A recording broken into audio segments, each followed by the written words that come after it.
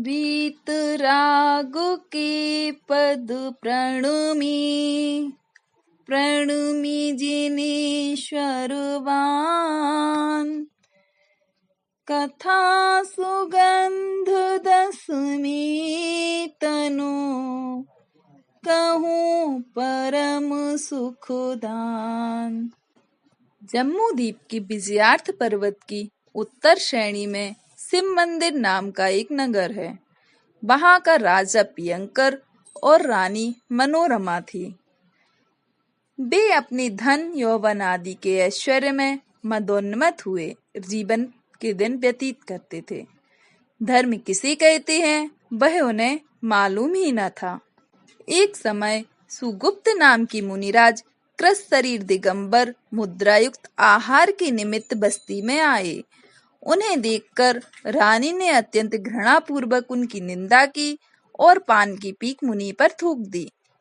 मुनि तो अंतराय होने के कारण बिना आहार लिए ही वन चले गए और कर्मों की विचित्रता का विचार कर समभाव धारण कर ध्यान में निमग्न हो गए। परंतु थोड़े दिन पश्चात रानी मरकर गधी हुई, फिर शूकरी हुई, फिर कुकरी हुई, फिर वहां से मरकर मगध देश के बसंत तिलका नगर में विजयसेन राजा की रानी चित्रलेखा की दुर्गंधा नाम की कन्या हुई। इसके शरीर से अत्यंत दुर्गंध निकला करती थी। एक समय राजा अपनी सभा में बैठा था कि धनपाल ने आकर समाचार दिया कि हे राजन, आपके नगर के वन में सागर सेन नाम की मुनिराज चतुर्विध संग सहित पधारे हैं। यह समाचार सुनकर राजा प्रजा सहित वंदना को गया। भक्ति पूर्वक नतमस्तक हो राजा ने स्तुति वंदना की। पश्चात मुनि तथा श्रावक के धर्मों के उपदेश सुनकर सबने यथाशक्ति व्रतादिक लिए। किसी ने सम्यक्त ही अंगीकार किया। इस प्रकार उपदेश सुनने के अनंतर राजा ने नम्रता पूर्वक पूछा, हे मुनिराज, यह मेरी कन्या दुर्गंधा किसी पाप के उदय से ऐसी हुई है, सो कृपा कर कहिए। तब श्री गुरु ने उसके पूर्व भवों का समस्त वृत्तांत मुनि की निंदादिक कह सुनाया, जिसको सुनकर राजा और कन्या सभी को पश्चाताप हुआ। निदान राजा ने पूछा, हे प्रभु, इस पाप से छूटने का कौन सा उपाय है? तब श्री गुरु ने कहा, समस्त धर्मों का मूल सम्यक दर्शन है। सो अरिहंत देव निर्ग्रंथ गुरु और जिन भाषित धर्म में श्रद्धा करके उनके सिवाय अन्य रागी द्वेषी देवभेषी गुरु, हिंसामय धर्म का परित्याग, अहिंसा, सत्य, आचार्य, ब्रह्मचर्य और परिग्रह प्रमाण, इन पांचों व्रतों को अंगीकार करें और सुगंध दशमी व्रत पालन करें, जिससे अशुभ कर्म का क्षय होवे। इस व्रत की विधि इस प्रकार है कि भादु सुदी दशमी के दिन चारों प्रकार के आहारों का त्याग कर समस्त ग्रहारंभ का त्याग करें और परिग्रह का भी प्रमाण कर जिनालय में जाकर श्री जिनेन्द्र देव की भाव सहित अभिषेक पूर्वक पूजन करें। सामायिक स्वाध्याय करें। धर्म कथा के सिवाय अन्य विकथाओं का त्याग करें। रात्रि में भजन पूर्वक जागरण करें। पश्चात दूसरे दिन 24 तीर्थंकरों की अभिषेक पूर्वक पूजन करके अतिथियों जैसे मुनि व श्रावकों को भोजन कराकर आप पारणा करें। चारों प्रकार के दान देवें। इस प्रकार 10 वर्ष तक यह व्रत पालन कर पश्चात उद्यापन करें। अर्थात चमर, छत्र, घंटा, झारी, ध्वजा आदि 10-10 उपकरण जिन मंदिर जी में भेंट देवें और 10 प्रकार के श्रीफल आदि फल 10 घर के श्रावकों को बांटें।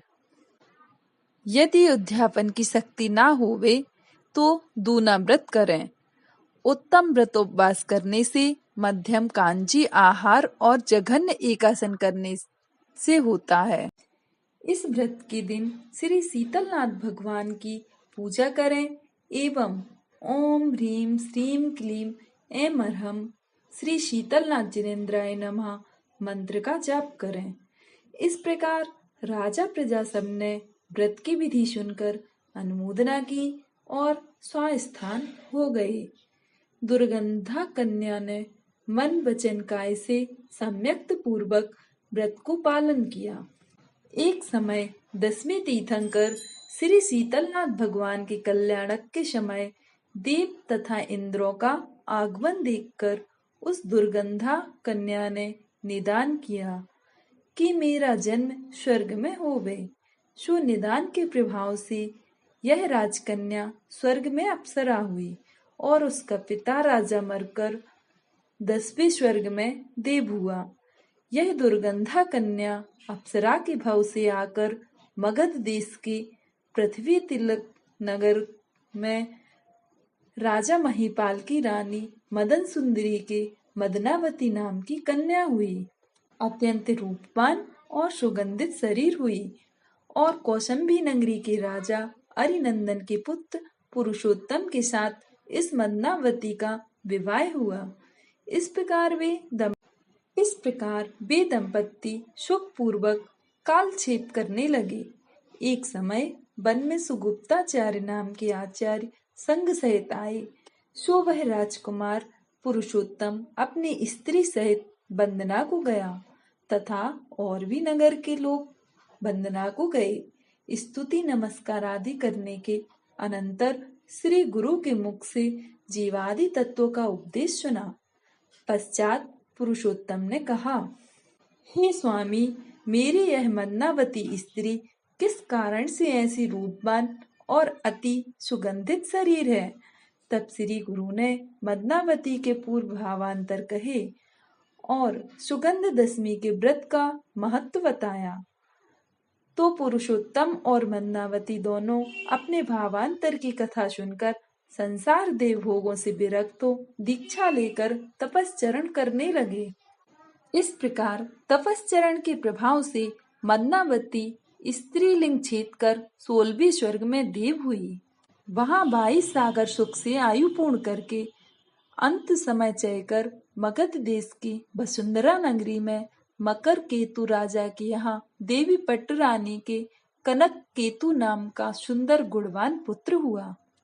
पिता की दीक्षा ले लेने पर कितने काल राज्य करके वह भी अपने मकर ध्वज पुत्र को राज्य दे दीक्षा लेकर तपस्चरण करके और देश विदेशों में विहार करके अनेक जीवों को धर्म के मार्ग में लगाने लगे।